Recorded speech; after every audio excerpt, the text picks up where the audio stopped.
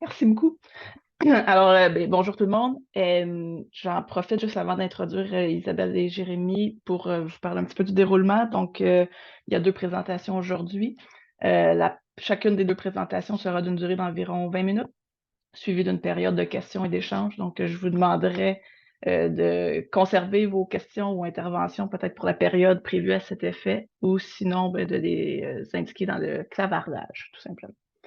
Donc, sans plus tarder, je vous présente Isabelle Vachon, étudiante de 3e cycle à l'Université du Québec en Abitibi-Témiscamingue, à l'UQAT. Diplômée d'un baccalauréat en sociologie et d'une maîtrise en éducation de l'Université Laval, Isabelle enseigne la sociologie au cégep de l'Abitibi-Témiscamingue depuis 2009. Elle a entamé son doctorat en éducation en 2020 sous la direction de la professeure Aline Niyoubawe de l'UQAT et la codirection de la professeure Marie Potvin de l'UQAM. Elle collabore à divers projets de recherche avec ECOBS, le CEPHIR et l'UQAT et participe à un laboratoire vivant sur la pédagogie inclusive avec l'IRIPI. Son projet doctoral porte sur les cégepiens et les cégepiennes de migration récente, mais elle s'intéresse plus largement à l'inclusion, à la diversité et à la réussite éducative au postsecondaire.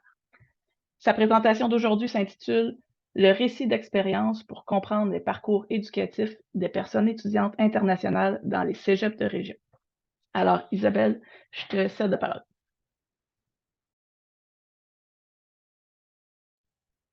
Alors, je vais tenter de partager mon écran.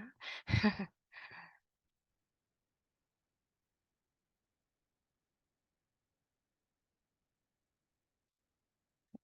sera pas long.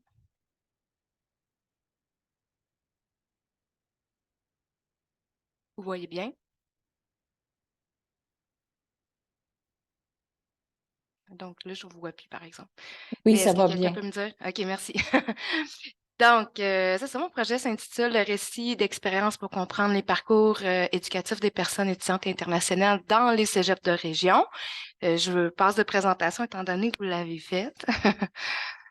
Donc, ce sera une présentation un peu classique, donc une petite introduction, la problématique, mes intentions de recherche, le cadre théorique conceptuel et quelques pistes méthodologiques. Mais d'abord, dans le titre, on entend personne étudiante internationale. Autrefois, on disait étrangère aussi, mais l'appellation est un peu étrange, justement. Donc, qu'est-ce qu'une personne étudiante internationale? C'est une personne qui vient étudier ici au Québec, par exemple, avec un permis temporaire pour études émis par le gouvernement du Canada et un certificat d'acceptation du Québec. La personne peut choisir de venir étudier ici dans un projet personnel, mais elle peut aussi faire partie d'un dispositif, dans le fond, une entente entre les pays ou une cohorte. Donc, ils peuvent arriver par groupe ou de façon individuelle. Au Cégep, on a différents programmes dans lesquels peuvent se retrouver. Donc, on a au régulier des programmes techniques sur 3 ans qui mènent au marché du travail, des programmes préuniversitaires sur 2 ans qui mènent qui se préparent à l'université, dans le fond, et qui mènent à un diplôme d'études collégiales dans les 2 cas. On va retrouver aussi des étudiants internationaux qui vont venir faire une attestation d'études collégiales, mais c'est des durées plutôt plus courtes et c'est très variable aussi. Puis, ils peuvent venir aussi en mobilité, c'est-à-dire venir pour une session étudiée dans les cégeps. Mais moi, mon focus est vraiment sur les étudiants au régulier. Donc, ma problématique, pourquoi s'intéresser à ce sujet-là? Dans les faits, c'est que c'est un phénomène qui est assez récent et qui est en grande accélération, je devrais dire. Si on regarde ici, c'est les chiffres de la Fédération des cégeps. En 2010 et 2019-2020, les effectifs d'étudiants internationaux ont triplé. Et même, on pourrait aller plus loin. Mais en 2020 et 2022, il y a eu la pandémie, donc c'est sûr qu'il y a eu une baisse. Mais maintenant, en 2022-2023, c'est 6 440 étudiants internationaux qu'on retrouve dans les cégeps du Québec. Et la plupart vont se diriger vers les cégeps de région.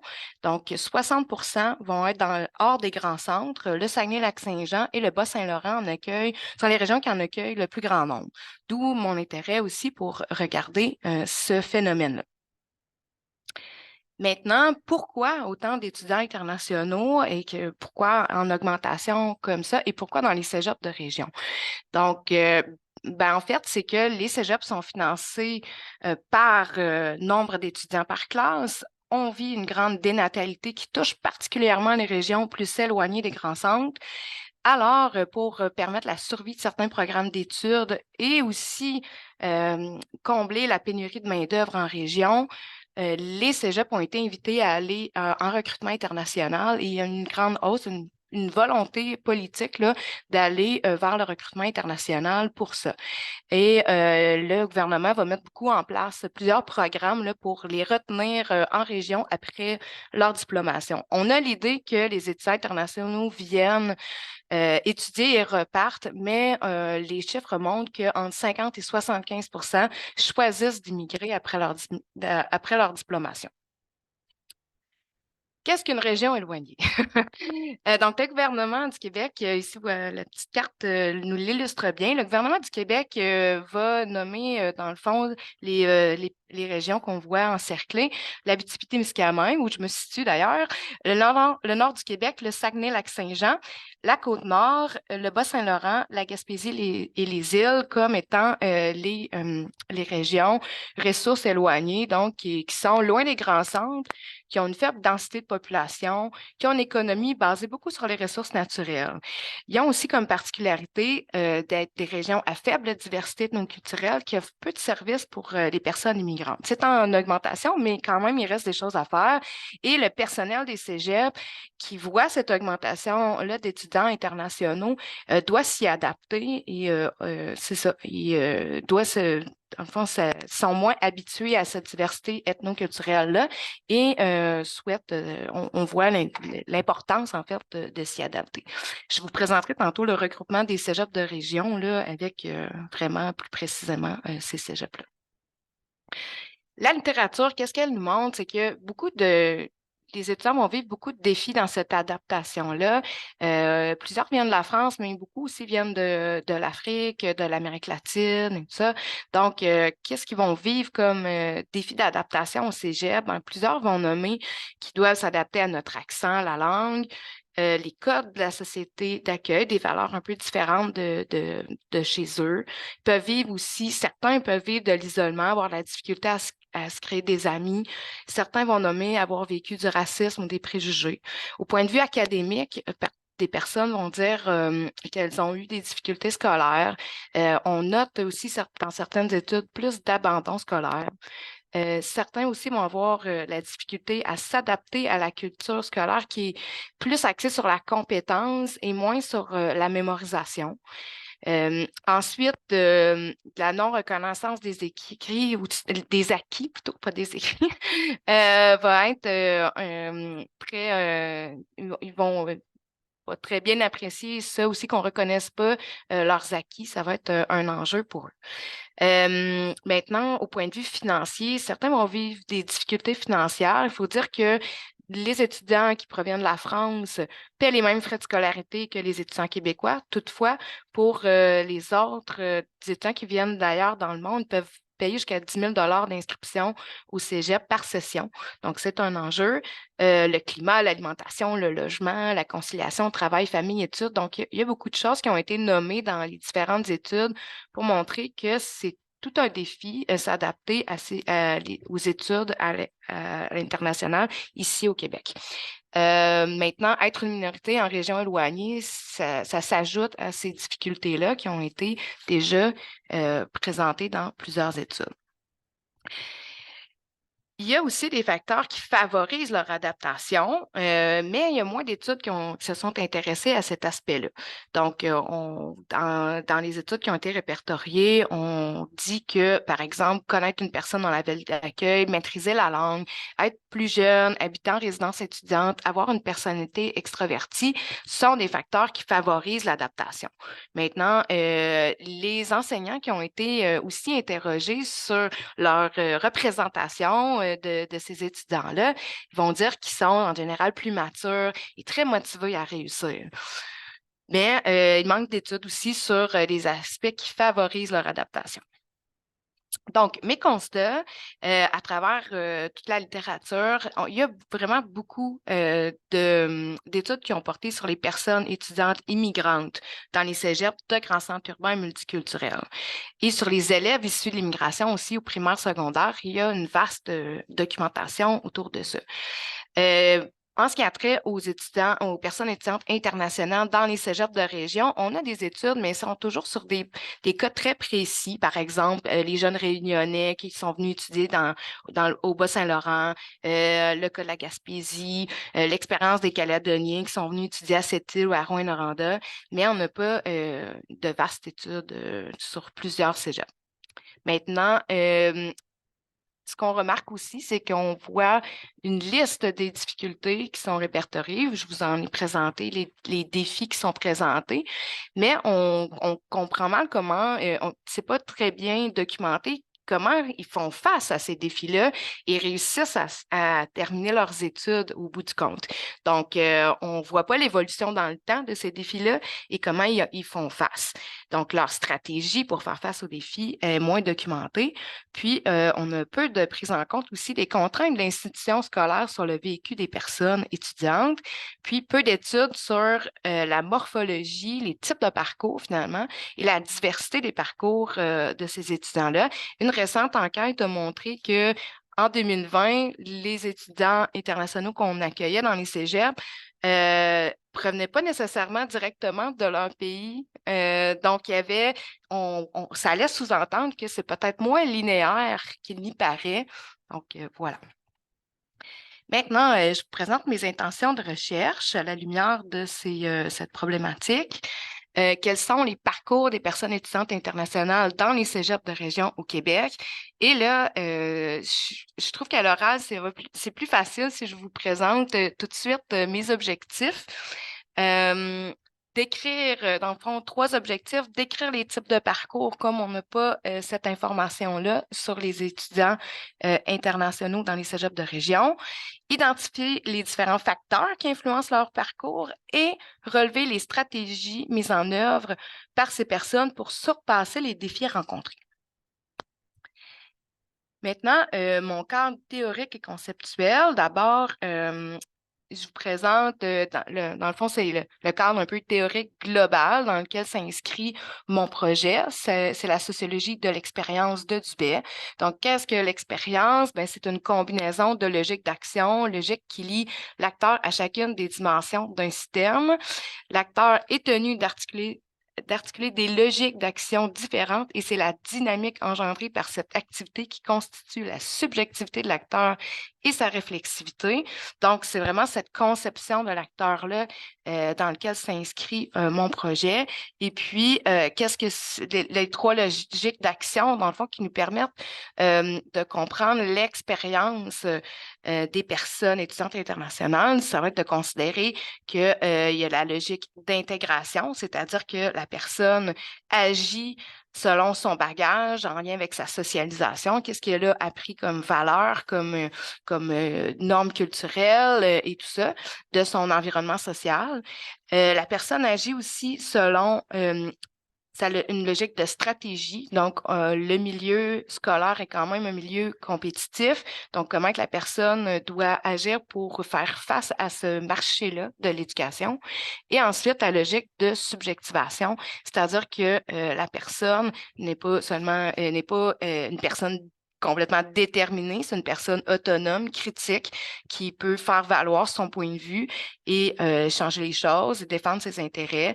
Donc, elle a une liberté d'action. Donc, c'est pas nécessairement que dans mon projet, je vais aller décortiquer ces logiques-là, mais c'est juste pour vous présenter un peu la façon dont je perçois l'acteur social dans mon projet. Maintenant, ce cadre théorique-là a été quand même assez utilisé en éducation pour étudier l'expérience scolaire et les parcours. Maintenant, qu'est-ce qu'un parcours éducatif? J'ai utilisé ce terme-là. Là, je m'appuie sur un sociologue de l'éducation, Pierre Doré, qui s'est beaucoup intéressé à l'enseignement collégial d'ailleurs et qui a utiliser ce concept-là pour certaines études, mais pas sur les études internationaux. Donc, il va définir comme une suite de situations éducatives réalisées dans le cadre de la formation formelle et du système scolaire. Ça comprend la morphologie diversifiée des parcours.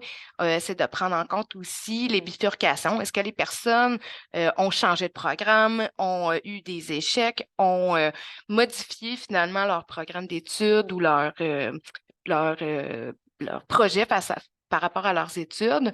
Ensuite, l'influence de leur environnement social, de l'institution et de l'extrascolaire, c'est-à-dire est-ce que leur travail est venu influencer leur projet de départ? Est-ce que le fait d'être un parent, ou la pression de leurs propres parents sur leur projet d'études est à tenir en compte et considère aussi, au-delà du cheminement scolaire, comme le projet éducatif, ça comprend aussi un projet de vie plus global. Donc, en interaction avec des éléments objectifs, l'institution scolaire, et subjectifs, comment que la personne ressent tout ça et se sent dans ce parcours-là.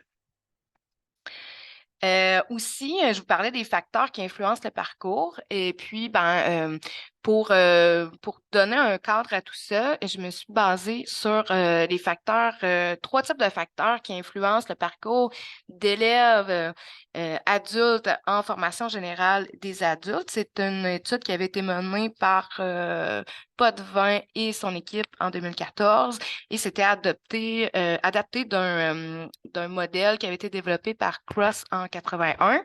Et dans le fond, c'est des facteurs qui peuvent venir influencer la trajectoire des personnes immigrantes là, qui viennent étudier en formation générale des adultes. Donc, dans cette étude-là, on relevait trois types de facteurs. Les facteurs situationnels, donc en lien avec le parcours migratoire, les coûts de formation, le fait qu'on a une famille, un travail, les conditions de départ et d'arrivée. Les facteurs institutionnels, donc la structure des programmes, les choix de cours disponibles, l'horaire des cours, les règlements, les mesures d'aide, les tests de classement aussi, parfois qui sont discriminatoires, avaient été relevés comme des freins aussi à la réussite. Et il y avait des facteurs dispositionnels, c'est-à-dire la perception de ses capacités à étudier qui pouvaient venir influencer aussi sa perception d'apprenant. Mais c'est ça, ils l'ont adapté vraiment à des aspects de migration. Par contre, ce n'était pas dans le contexte du cégep et des étudiants internationaux, mais ça peut guider ma compréhension du vécu des étudiants. Maintenant, dans les stratégies, je nommais aussi les stratégies d'adaptation. Donc, Gagnon, dans une étude, le définit comme, et elle comprend par exemple qu'il y a des stratégies de résilience, des moyens qui sont utilisés pour traverser les turbulences de la transition interculturelle et s'adapter, des stratégies aussi d'intégration, donc les moyens de développer des liens sociaux et de s'intégrer dans la société d'accueil. Puis les stratégies peuvent être concrètes, des actions que les gens vont faire, s'inscrire à des activités, tout ça, mais aussi symboliques, dans le fond, une façon d'être, des postures d'ouverture et tout ça à l'autre, qui peuvent venir favoriser ou non l'adaptation, là, finalement. Maintenant, piste méthodologique. Bon, j'ai fait mes devoirs. Je suis allée voir toutes les façons dans lesquelles on peut étudier les parcours au postsecondaire. Je me suis concentrée sur ce qui s'est fait au Québec au postsecondaire, mais pas seulement sur les étudiants internationaux parce qu'il y en a très peu. Donc, vraiment plus largement sur d'autres populations aussi. Donc, il y a des études plus quantitatives longitudinales, mais ne permettent pas de comprendre le vécu, de saisir les raisons des décisions qui ont été prises par les étudiants au cours de leur parcours au cégep, de leur expérience au cégep.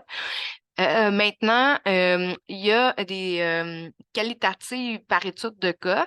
Jean-Casse et Pilote se sont intéressés à des étudiantes universitaires autochtones, mais comparaient deux universités. Mais moi, c'était moins mon intérêt de recherche de comparer deux façons de faire de deux universités de 2 institutions scolaires. Il y avait aussi les qualitatives longitudinales dont je parlais tantôt. Doré et ses collaborateurs, ils ont fait une étude qui comprenait comme 200 étudiants qui ont suivi pendant 3 ans. Ben, c'est assez impossible à faire toute seule dans le cadre d'un projet doctoral. Donc, j'ai laissé tomber cette façon de faire-là, même si c'est bien intéressant. Et plusieurs études qui sont plus à ma mesure, on va dire, ont utilisé le récit de vie, pas dans une approche biographique totale, mais vraiment un récit d'une partie de la vie, on va dire. Donc, je vous les montre ici. Mais ce qu'il faut retenir, c'est que dans ces études-là, le nombre de participants dans un projet doctoral, c'est entre 6 et 21. Ils ont utilisé le récit de vie ou une entrevue semi-dirigée d'une durée d'environ 1 à 3 heures.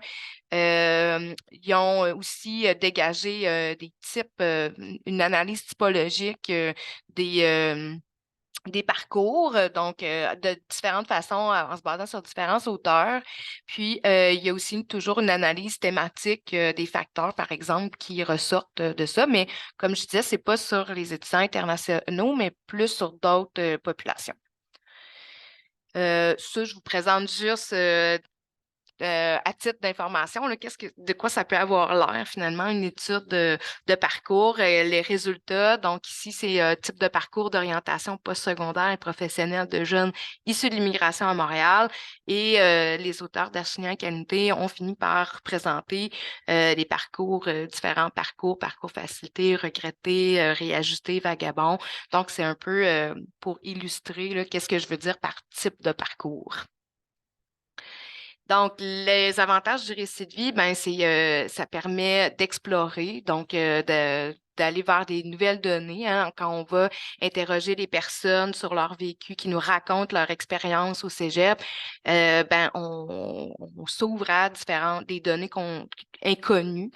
Ça permet aussi une analyse, un grand pouvoir d'analyse, mais aussi une forme expressive, c'est-à-dire que le récit permet de raconter aussi le vécu des personnes.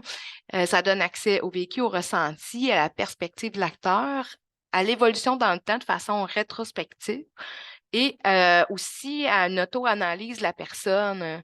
Donc, ça, c'est intéressant parce qu'on peut aussi valider notre compréhension et les liens qu'elle fait entre ses expériences et les moments clés de son parcours. Les personnes participantes que je compte recruter, donc je vise entre 15 et 20 personnes. J'aimerais minimalement 2 cégeps parce qu'il y a des réalités différentes dans certaines régions et tout ça. Donc, pour avoir une plus grande diversité, j'aimerais mieux au moins 2 cégeps, sinon plus. Ce serait par volontaire jusqu'à saturation théorique. Et puis, le recrutement, bien sûr, se fait avec l'accord des directions des études en ayant la certification éthique et tout. L'invitation se ferait par courriel. Les critères d'inclusion, c'est d'être une personne étudiante internationale, d'être inscrite dans un programme régulier préuniversitaire ou technique dans un cégep de région, être en dernière année de son programme. Donc, parce que j'aimerais vraiment voir un retour depuis le début des études jusqu'à la fin, ce qu'on n'a pas comme données. Ça, c'est les cégeps, les 12 cégeps membres dont je vous disais tantôt que j'allais vous présenter. Et rapidement, donc, pour finir, tu sais, qu'est-ce que je compte faire là, comme étape de collecte de données? C'est sûr, faire 1 ou 2 entrevues pré-test, l'envoi du formulaire de consentement à chaque personne volontaire. L'entrevue peut se faire en présence le plus possible, mais aussi par vidéoconférence. J'estime que ce serait entre 1 heure et 2 heures. Ils auront aussi une fiche démographique à remplir pour bien les situer au niveau démographique. La retranscription des verbatims se ferait au fur et à mesure avec un processus itératif, c'est-à-dire que Berthaud et Boutin vont dire c'est bien de retranscrire et de revenir des fois sur son schéma d'entrevue après. Donc, voilà, au fur et à mesure. 3 types d'analyses vont être faits selon à partir des entrevues. Donc, une analyse diachronique qui permet de reconstituer le parcours de la personne avec les séquences d'événements marquants. En deuxième, c'est une analyse par catégorie conceptualisante, donc de créer vraiment les types, de les regrouper, ces parcours-là, selon des types. Et en troisième, de faire une analyse plus thématique, un peu plus traditionnelle, là, sur les facteurs qui ont influencé les parcours et les stratégies d'adaptation. Et c'est ça, dans le fond, le but, au final, c'est de décrire les types de parcours, les facteurs qui les influencent et les stratégies utilisées. Montrer aussi toute la diversité des profils, l'évolution dans le temps. Donc, j'espère que ce sera des résultats et les retombées là, de mon projet. Favoriser, au final, c'est sûr que le cœur de ça, c'est favoriser leur réussite.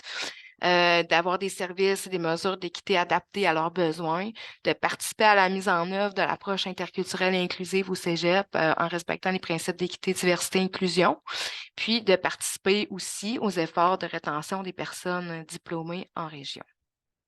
Donc voilà,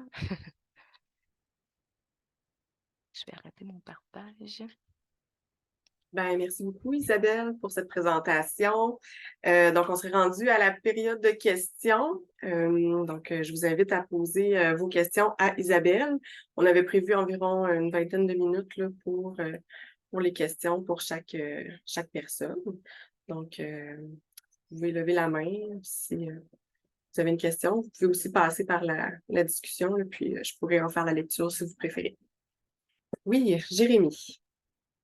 Oui, j'avais deux petites questions rapides. Peut-être que je l'ai manqué, mais dans tes critères là, pour les étudiants, on parlait d'étudiants internationaux. Je me demandais, est-ce que c'est vraiment un étudiant international, c'est vraiment un étudiant qui vient étudier puis qui repart? Est-ce que c'est quelque chose que tu prends en compte ou est-ce que ça peut être est-ce que ça pourrait être un étudiant immigrant, par exemple, qui veut s'installer? Puis est-ce que tu as un nombre d'années, mettons, si ça fait 8 ans que je suis au Québec, est-ce que je suis encore un étudiant international ou un immigrant? Ça, c'était ma première question. Puis la deuxième, c'est vraiment technique.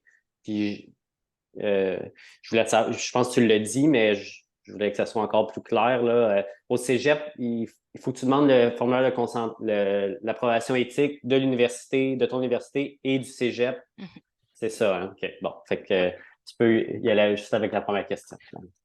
Oui, ben moi, dans le fond, je m'intéresse, peu importe leurs intentions après études, justement, tu sais, il y en a qui, oui, vont vouloir retourner, tu sais, il y a des études qui le montrent, qui vont vouloir retourner, mais d'autres vont vouloir s'installer. D'autres savent dès le départ qu'ils veulent s'installer, d'autres ne le savent pas, puis ça va être une décision qu'ils vont prendre en cours de route, qui peut changer, qui peut... Donc ça, ce sera intéressant, justement, de voir comment que ce rapport-là au projet migratoire influence les études, tu sais. Donc, il y a vraiment beaucoup de diversité là-dedans parce qu'il y en a qui vont venir, je pense, mettons, un programme comme soins préhospitaliers d'urgence. Ça n'existe, tu sais, avec ce diplôme-là, tu ne peux pas travailler ailleurs. Tu sais, c'est vraiment très particulier à ici. Donc, ceux qui viennent ici, c'est parce qu'ils veulent immigrer après. C'est presque sûr. Mais ça prend, ils peuvent faire leur démarche en cours d'études. Et donc, moi, je vais les interroger. Mon critère, c'est qu'ils soient encore étudiants internationaux, mais avec un visa temporaire pour études. Mais c'est ça, là, à ce moment-là, après, ils peuvent avoir différentes idées de qu'est-ce qu'ils vont faire après. Je sais pas si ça répond bien à ta question. Oui, ça répond très bien. Puis oui, les certifications éthiques, là, c'est ça, c'est qu'il faut falloir que j'aille celui de l'UQAT. Mais après, chacun des cégeps, mais là, vous dites, ah mon Dieu, ça va être l'enfer, t'as 12 cégeps. Mais il y a des ententes de réciprocité entre des cégeps qui reconnaissent le certificat éthique d'un autre. Donc, il y en a qui sont regroupés là-dedans. Donc, ça, c'est facilitant. Comme le nôtre est relié à celui du cégep de Jonquière, mais il y a aussi une entente inter-institutionnelle, là, un peu comme le réseau UQ, je pense à ça, au niveau des universités, mais au niveau des cégeps, il y a ça aussi. Merci. J'ai vu une main levée, mais je crois que, je ne sais pas s'il y avait une question. C'était vous, Aline, je crois. Est-ce que c'est possible? Oui. Je voulais compléter par rapport à la question de Jérémy. En fait, Isabelle se focalise sur les étudiants internationaux et quelqu'un qui vient de passer 7 ans au Québec, on comprend que s'il n'a pas le visa temporaire. Mais nous, parce qu'il y a la différence entre quelqu'un qui a un statut de résident permanent et quelqu'un qui a un statut de résident temporaire qui est étudiant international. Alors, si quelqu'un, même s'il vient d'arriver, qu'il entre au cégep, mais qu'il a un statut de résident permanent, c'est pas la même chose. Même si on regarde le cours des études et le cours des études par rapport aux étudiants internationaux, le cours des études par rapport aux résidents permanents, c'est pas la même chose. Mais Isabelle, vraiment, au départ, elle veut travailler sur les étudiants internationaux uniquement, qu'ils passent 5 ans avec des changements de programme, mais pourvu qu'il ait le visa temporaire. Donc, il lui dit que c'est sûr que celui qui a un visa temporaire est prié de retourner dans son pays, mais il peut aussi demander la résidence comme tout le monde. Alors, comme elle le dit, quelqu'un qui vient avec une intention de rester, quelqu'un qui vient avec une intention de retourner au pays, bien évidemment, les stratégies d'intégration peuvent être différentes. C'est ça que je voulais dire. Merci beaucoup.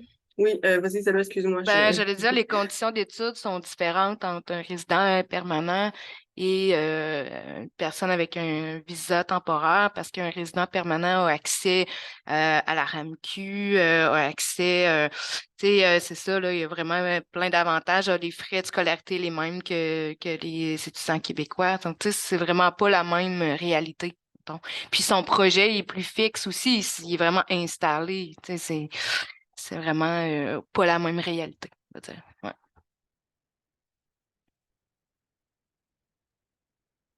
Merci. Est-ce qu'il y a d'autres questions pour Isabelle? Des commentaires?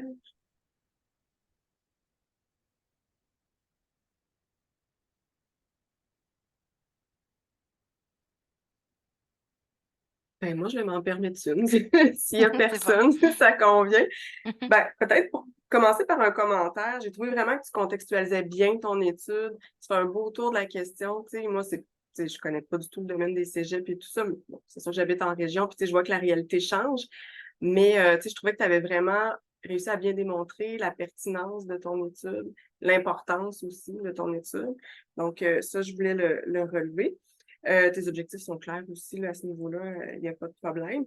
La méthode, j'ai beaucoup aimé aussi que tu fasses un peu un portrait des différentes études qui se sont intéressées au même objet que toi, les métaux qu'eux ont utilisés pour recueillir les données. J'ai trouvé ça intéressant. Puis après, ça t'amène à justifier en quoi toi, tu choisis cette méthode-là.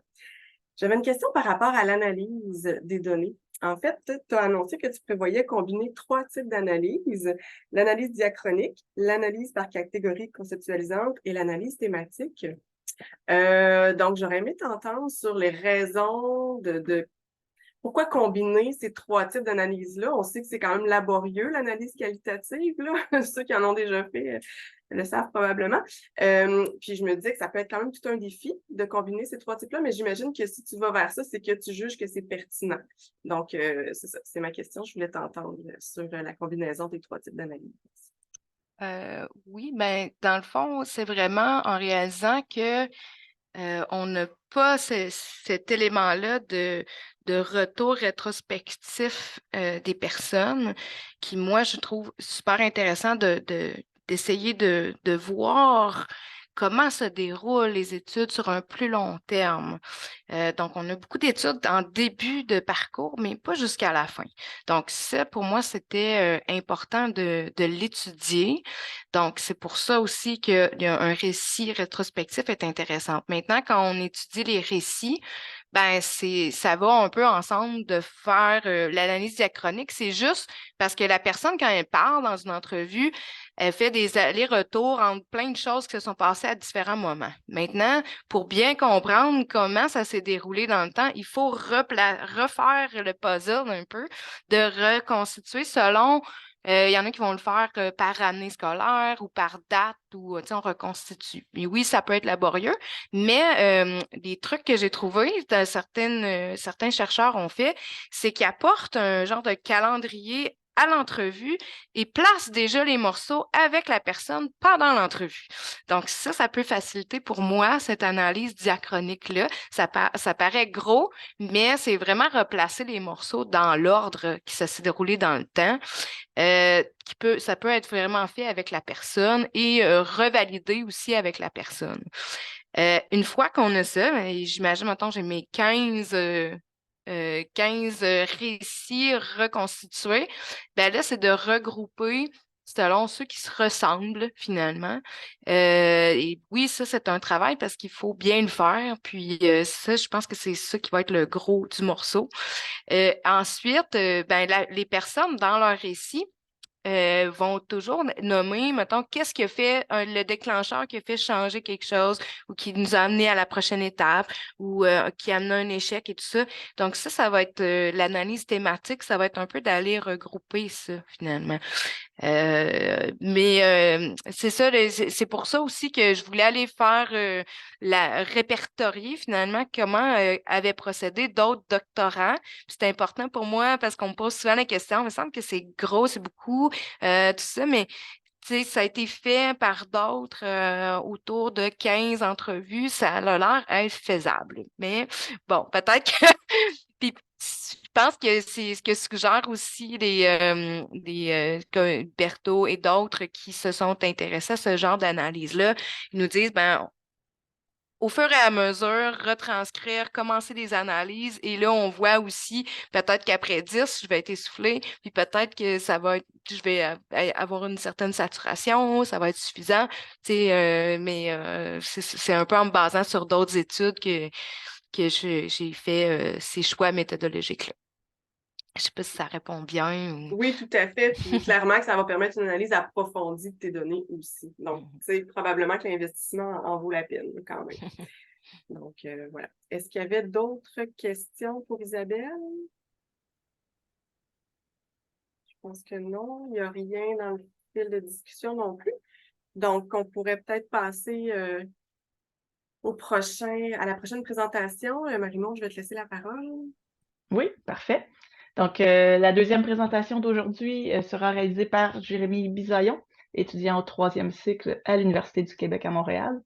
Jérémy est titulaire d'un baccalauréat en enseignement des mathématiques au secondaire et d'une maîtrise en didactique. Il est actuellement au doctorat en éducation. Son projet de thèse porte sur la créativité dans la formation au numérique du personnel enseignant. Plus largement, dans ses travaux de recherche, il s'intéresse aux usages et compétences numériques ainsi qu'à la cyberintimidation des adultes et des enfants.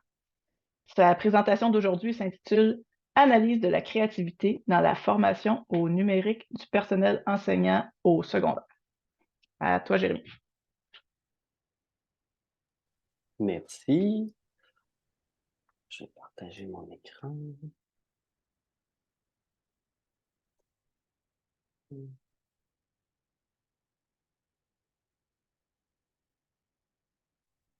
Est-ce que ça fonctionne? Oui. Excellent. Donc, bonjour. Comme Isabelle, je ne me représenterai pas comme ça a été bien fait. Le titre de ma thèse aussi a été nommé. Mon comité de direction, Stéphane Villeneuve et Alain Stockless. Comme Isabelle, ça sera une présentation assez classique. Ma collecte des données est terminée, mais comme les résultats ne sont pas encore assez analysés, ça reste des hypothèses. Si jamais ça vous intéresse, je l'aborderai peut-être plus lors des questions. Donc, problématiques, compétences numériques en éducation, complexité et incompréhension en enseignement, développement professionnel combinant numérique et créativité. Il y a 2 concepts principaux dans mon cadre de référence, la formation numérique en enseignement et la créativité. Puis, je vais décrire la méthodologie finalement. Donc, ce qu'on se rend compte, c'est qu'au-delà du domaine artistique, la créativité est souvent associée au numérique dans les curriculums à travers le monde, dont au Québec.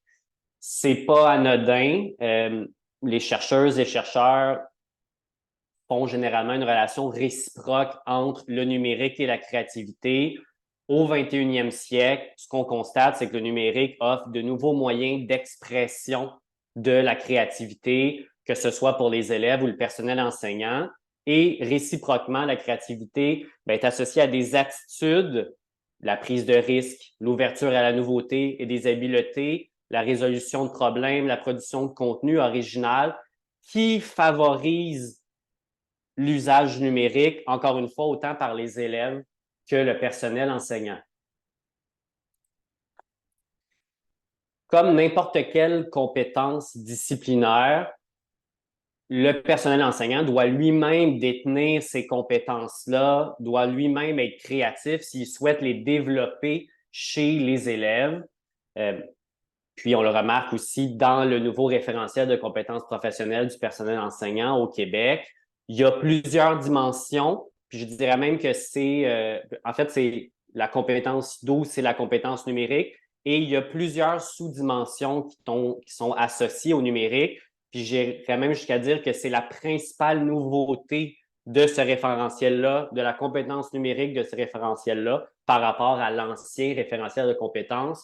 On parle de produire du contenu avec le numérique, de résoudre une variété de problèmes avec le numérique et encore plus concrètement, innover, faire preuve de créativité avec le numérique. C'est pas une mince tâche de faire ça pour les enseignants. D'une part, à travers le monde, on cesse de répéter que l'usage numérique est généralement limité, beaucoup centré sur l'enseignement, peu sur l'apprentissage. On reproduit souvent des pratiques existantes. Ça, c'est pour le numérique d'un côté. Et de l'autre côté, il ne semble pas avoir de compréhension commune de la créativité dans la pratique. Des fois, c'est tout simplement une incompréhension, mais souvent, c'est une intuition par rapport à la créativité, mais pas vraiment une compréhension fine.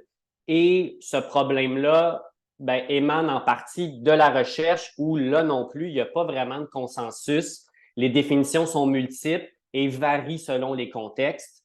Tous les domaines parlent de créativité, mais en parlent souvent de façon différente. Donc, lorsqu'on combine ces deux aspects-là, j'en arrive à peu près à la même conclusion que Henriksen et ses collaboratrices et collaborateurs.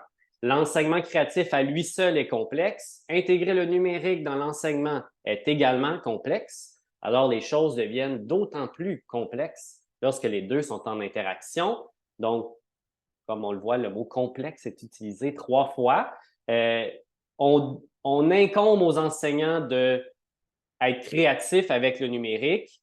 Il faut leur donner les outils parce que c'est quelque chose de particulièrement ardu. Leur donner les outils, c'est en grande partie leur offrir des moyens de se développer professionnellement. C'est la compétence 11 et on parle de développement professionnel continu qui est particulièrement important dans le cas de la compétence numérique. On le sait, les technologies évoluent rapidement et c'est aussi une sous-dimension de la compétence numérique, de la compétence 12, où on parle d'adopter une perspective de développement personnel et professionnel avec le numérique dans une posture d'autonomisation. L'aspect personnel est intéressant. Par rapport au numérique, plutôt on parlait que, par exemple, la créativité permettait de développer des attitudes comme la prise de risque, l'ouverture à la nouveauté. Donc, il y aurait une contribution de la créativité sur le plan personnel dans le développement avec le numérique chez le personnel enseignant.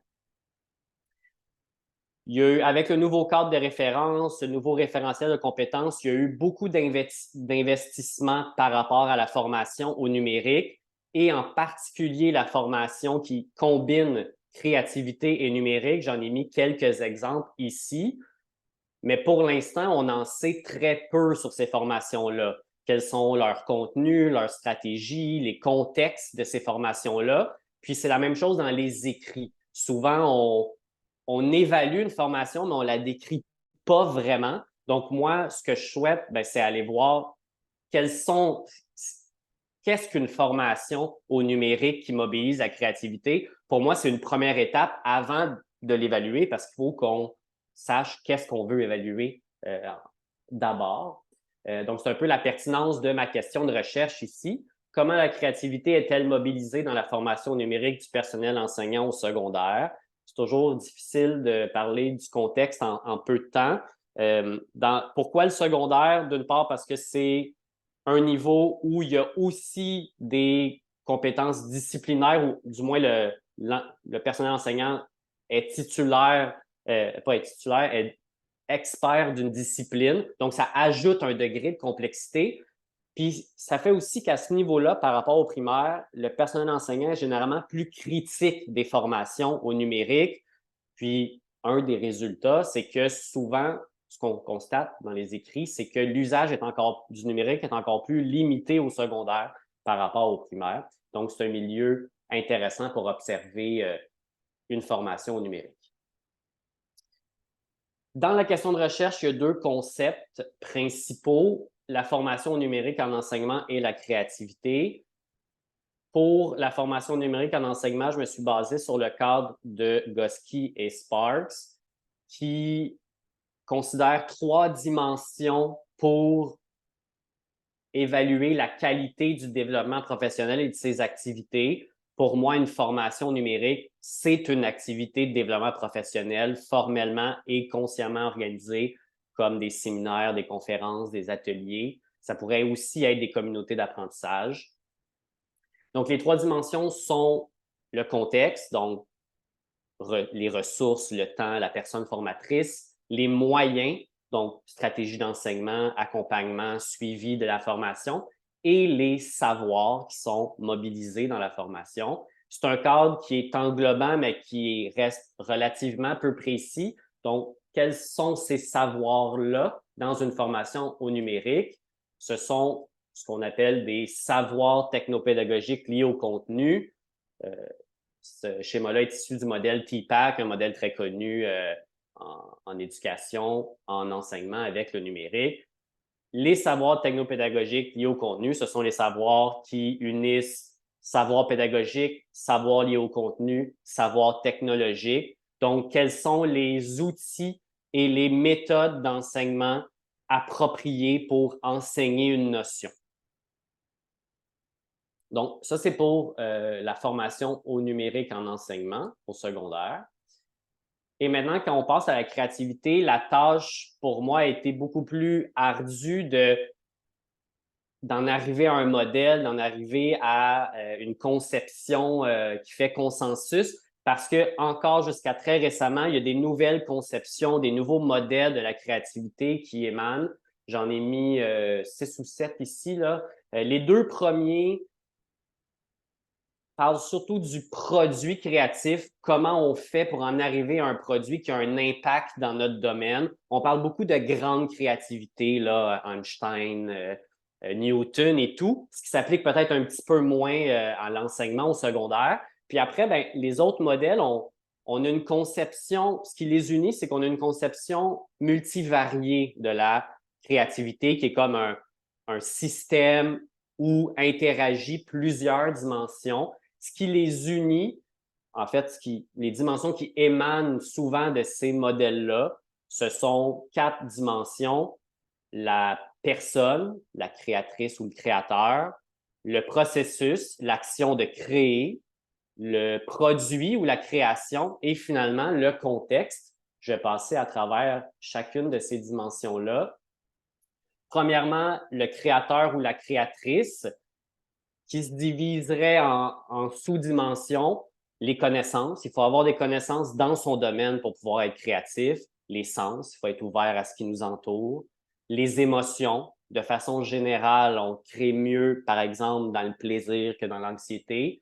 La motivation, ça prend énormément de motivation pour se lancer dans une entreprise créative.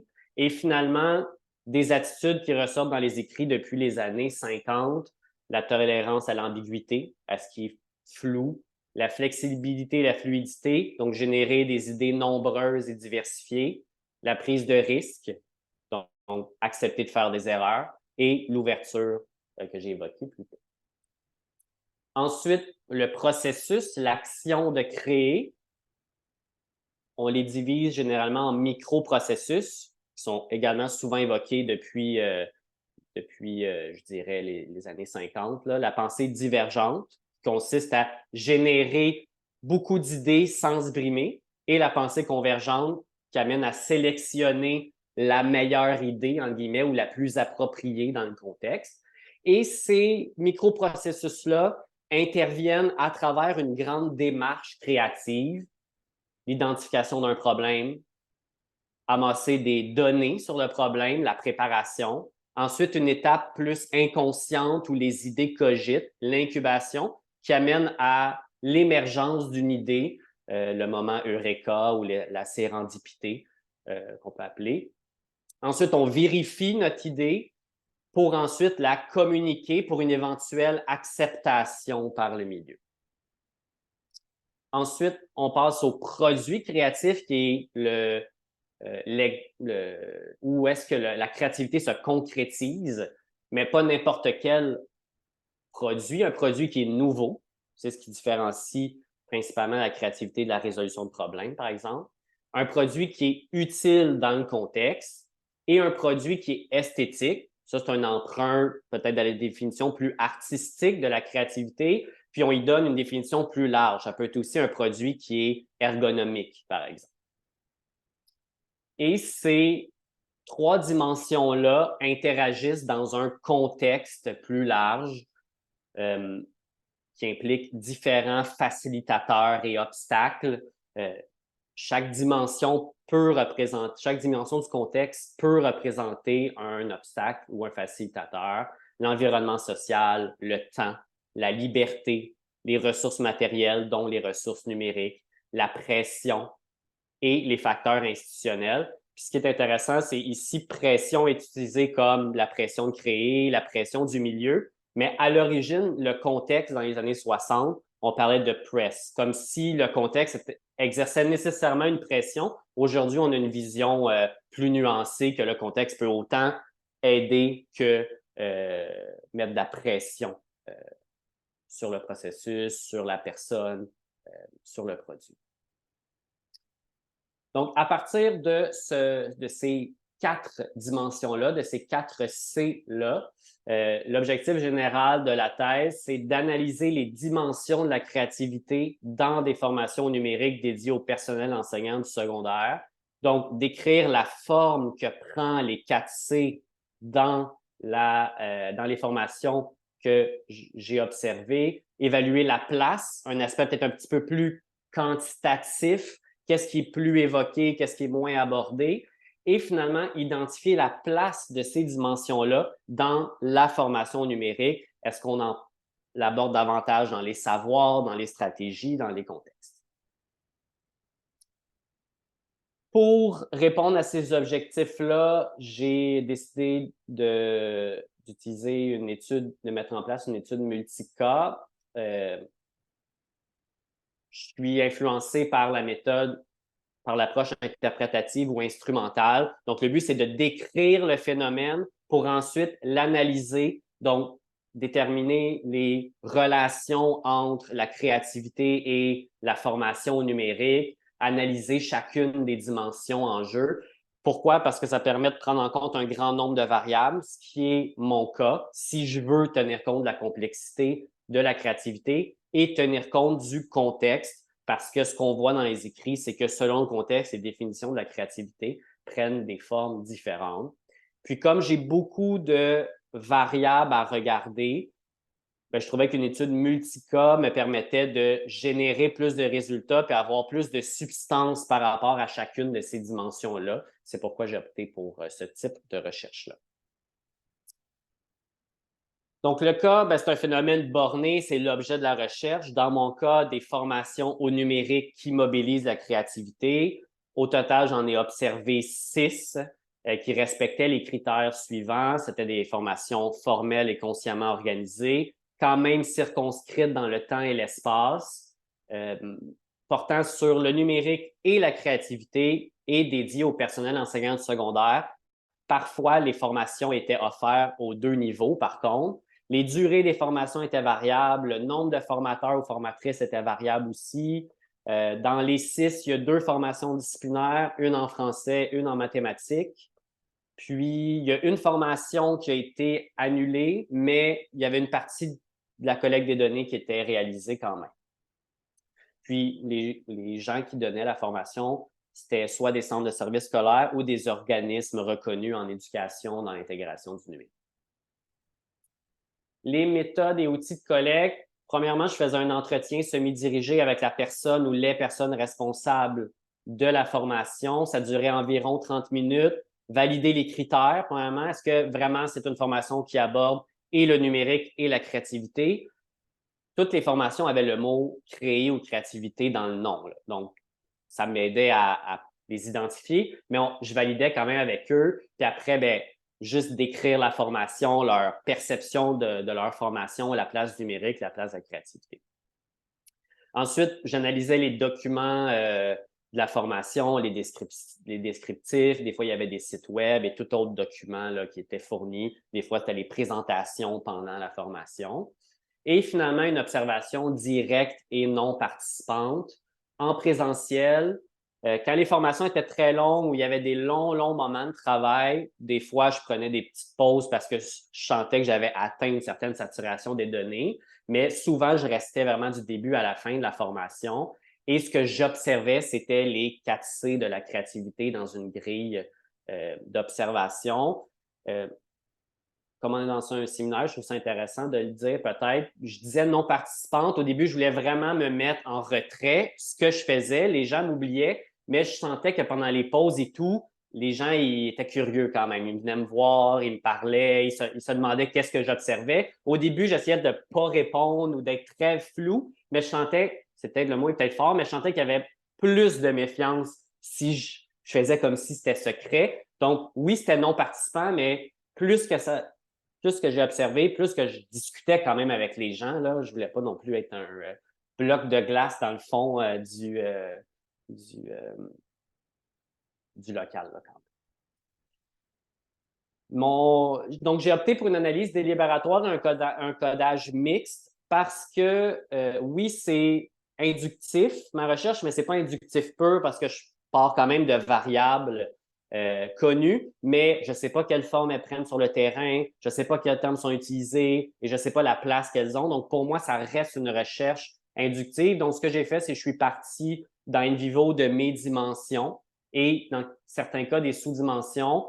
J'ai codé mes unités de sens là, selon les grandes dimensions. Ensuite, j'ai tout relu mes unités de sens pour essayer après de faire des sous-catégories. Au début, j'en avais vraiment plusieurs. J'ai décidé de le faire sur papier, peut-être pour jouer un peu, pouvoir annoter et tout. Puis après, ben là, j'ai comme réduit un petit peu mes catégories. Je suis retourné dans In Vivo, j'ai reclassé mes unités de sens, je les ai relus, puis là, j'ai fait d'autres petites modifications, ajouter, retirer des codes.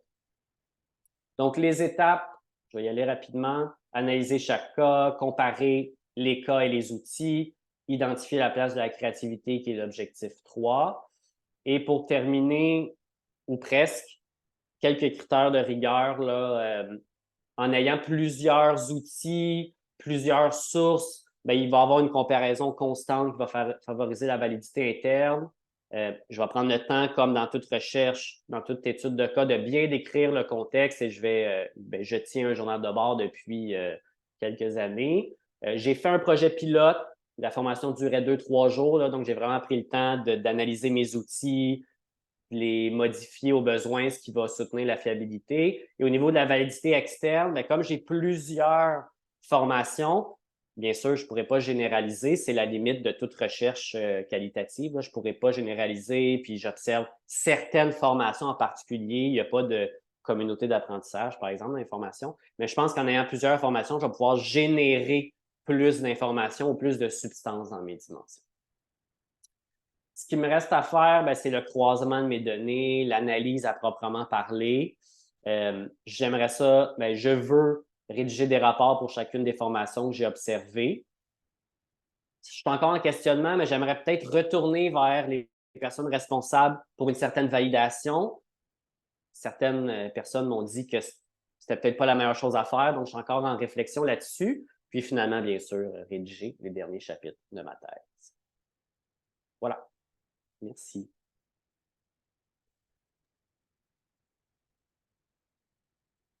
Ben, merci beaucoup, Jérémy. C'était vraiment très intéressant. Donc, on est rendu à la période de questions. Est-ce que des personnes ont des questions à adresser à Jérémy?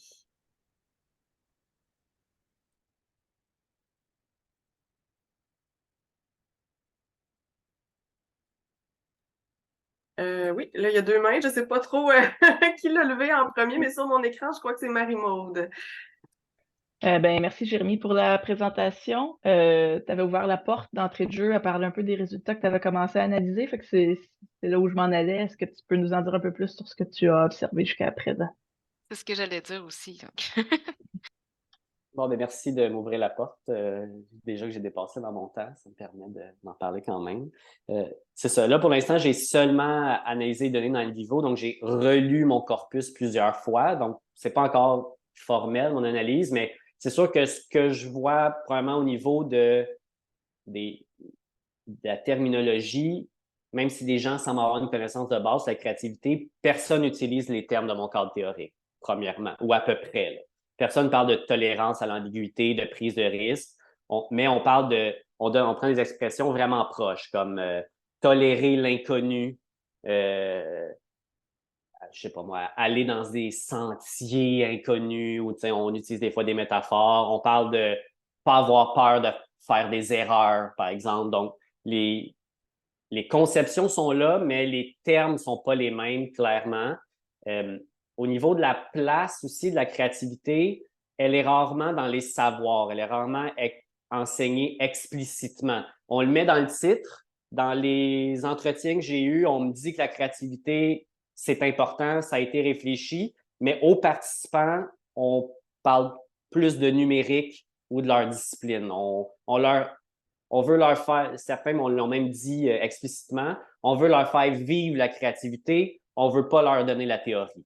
Fait que c'est plus ça qui est. Donc, ça ne serait pas dans les savoirs, ça serait plus dans les stratégies, puis encore plus dans les contextes. Plusieurs m'ont dit je fais attention à mon environnement. Certains ont dit je veux que leur sens soit mobilisé. On met des petits muffins, on met de la musique. Donc, on veut que. On prend en compte quand même plusieurs éléments qui sont dans mon cadre théorique, mais on les aborde plus sur le plan contextuel que sur le plan des savoirs explicitement. Fait que pour l'instant, je pourrais en parler longtemps, mais pour l'instant, c'est les éléments que je voyais qui émanaient le plus là, de mes premières lectures. Oui, Stéphane, à toi la parole. Merci. Donc, j'aimerais savoir si tu as observé des formations où est-ce qu'on parlait de créativité, mais que finalement, la créativité était peut-être pas présente. Est-ce qu'il y en a qui l'utilisent un peu pour attirer les gens, un peu comme un titre de journal, là, ou est-ce que un clickbait, là, on va souvent dans les réseaux sociaux, là, puis que finalement, ben, il se passe pas grand-chose. Oui, puis c'est un peu ça, moi, ma posture dans la thèse, c'est que les gens sur le terrain m'apprennent c'est quoi un petit peu la créativité, quelle forme apprend sur le terrain, mais c'était ça le danger un peu que je voyais aussi, c'est demandé par le ministère de l'investissement là-dedans, donc il y a un risque de mettre le mot créativité sans que ça en soit vraiment. C'était relativement rare, mais j'ai deux cas, peut-être une formation que clairement c'était dans le nom, mais moi, concrètement, j'ai vu c'est en fin d'année peut-être, mais j'ai vu des enseignants qui ont dit, bon, ben moi, aujourd'hui, je vais nettoyer mon Google Drive ou je vais nettoyer mes courriels. T'sais? Ils l'ont dit explicitement. Fait que j'ai pu le savoir qu'ils n'allaient pas créer très fort pendant cette formation-là. Mais ça, c'est peut-être une exception, puis j'étais en fin d'année, mais c'était une formation où c'était très, très libre. C'était comme journée pédagogique libre un peu, mais dans le cadre quand même d'une formation formelle. Donc, c'était surprenant un peu. Puis l'autre cas que j'ai, c'est les formateurs, puis la formatrice était plein de bonnes intentions, mais il manquait beaucoup de personnes, puis le niveau était très variable. Donc, quand on a un niveau vraiment de base en numérique, c'est dur de leur demander en une journée de passer à la créativité. Donc, autant dans leur entretien, puis j'ai observé la formation, fait que j'ai voyé essayer fort, mais on n'a peut-être pas atteint, ils m'ont même dit, ils n'atteignaient pas leurs objectifs complètement. Mais les intentions étaient là, claires. Merci. Il y a Aline qui a une question. Bon, moi, merci Jérémy pour la bonne présentation, mais moi, la question que je me pose, je vois que dans notre université, on a des classes actives pour intégrer le numérique, on a des cours dans les cours de français, en mathématiques. Est-ce que tu penses que ça aurait été différent, les résultats auraient été différents si tu avais été dans une classe universitaire avec un formateur spécialisé en numérique? Est-ce que tu penses que les résultats auraient été différents? Parce qu'on sait que dans les milieux scolaires, des fois, ce n'est pas des spécialistes qui vont donner les formations. Est-ce que tu penses que les résultats auraient été différents si tu avais observé à partir d'une classe à l'université ou qu'on fait l'enseignement formel? Ben, la réponse rapide, c'est oui, parce que tous les contextes que j'ai observés, même si j'avais des critères, je trouvais qu'il y avait quand même tous leurs particularités, mais ça reste des spécialistes en intégration du numérique que j'ai observés. Pas des professeurs universitaires, mais c'est vraiment des gens qui travaillent pour des organismes qui travaillent à l'intégration du numérique en enseignement. Donc, pour moi, c'était quand même des spécialistes, mais je continue à croire qu'un cours universitaire avec un professeur, oui, peut-être que ça aurait été différent, mais moi, j'irais même jusqu'à dire que c'était pas tant le fait qu'il était la spécialité en numérique, c'était plus la spécialité en créativité, peut-être. Que si j'avais été observer une formation d'un spécialiste en créativité à l'université, qui parle aussi de numérique, là, certainement, j'aurais vu une différence. Ça, c'est clair. Fait que c'est peut-être plus sur cet aspect-là que je vois la différence au niveau de la spécialité. Merci pour ta réponse. Est-ce qu'il y a d'autres questions pour Jérémy?